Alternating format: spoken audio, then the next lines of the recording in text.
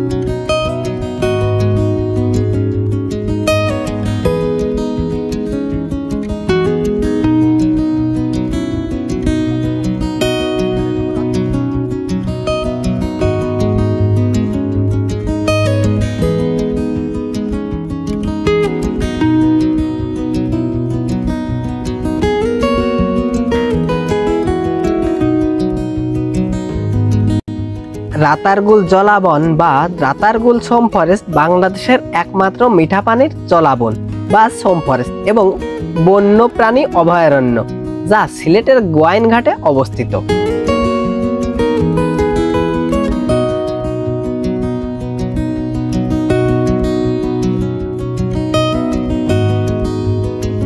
পৃথিবীতে মিঠা পানির যে 22টি জলাবন রয়েছে তার মধ্যে রাতারগুল অন্যতম।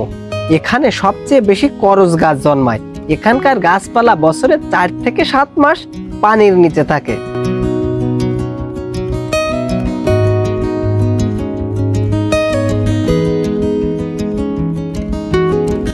বর্ষাকালে এই বন 20 থেকে 30 ফুট পানির নিচে থাকে। সারা বছর পানির উচ্চতা 10 ফুট থাকে।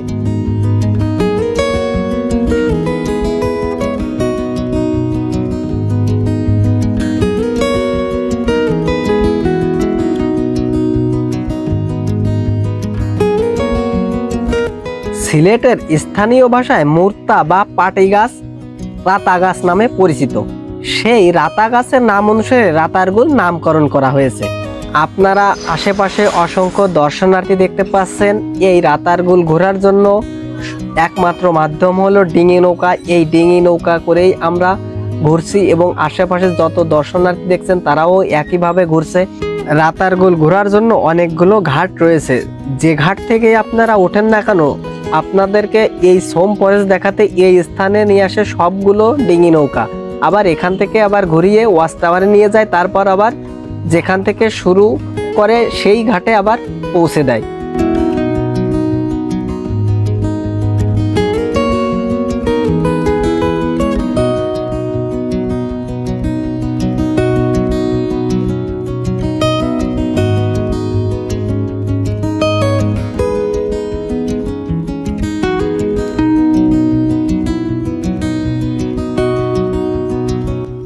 বর্ষাকালে পানিতে ডুবে থাকা বনের গাছগুলোকে দেখতে সারা বাংলাদেশের বিভিন্ন জায়গা হতে পর্যটকরা এসে ভিড় জমায়।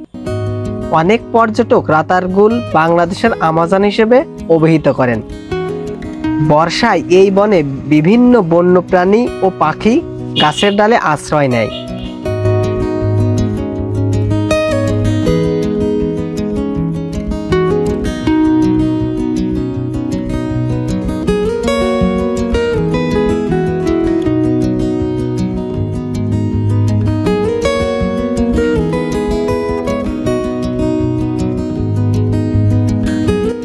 শীতকালে হাজারো অতিথি পাখি আশ্রয় নেয়।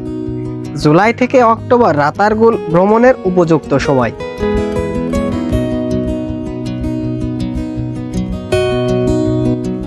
আমরা এখন চলে এসেছি ওয়াচ টাওয়ারের কাছে।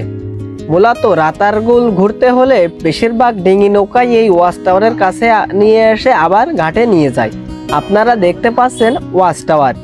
এই ওয়াচ টাওয়ারে এখন নিরাপত্তা ঝুঁকির কারণে এখন আর এটি আর উঠতে দেয় না। আমরা এখন আবার রাতারগুল ঘাটে ফিরে যাব। পেছনে দেখতে পাচ্ছেন ওয়াচ টাওয়ার।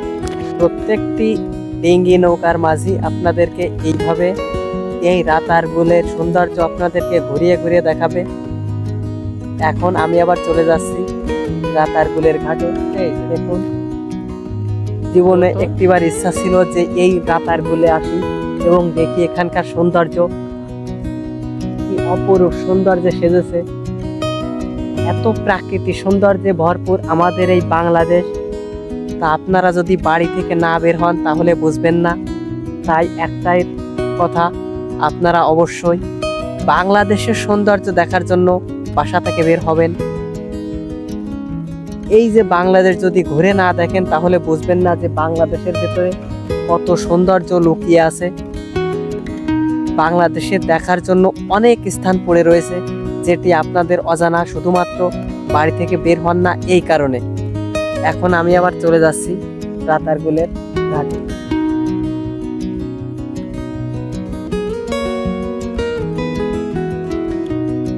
এইভাবে প্রত্যেকটি ডিঙি নৌকা আপনাদেরকে রাতারগুলের সৌন্দর্য আপনাদেরকে ঘুরে ঘুরে দেখাবে। এখন এর রোদে থাকা যাচ্ছে না, তাই আমরা এখন আবার চলে যাচ্ছি রাতারগুলের ঘাটে।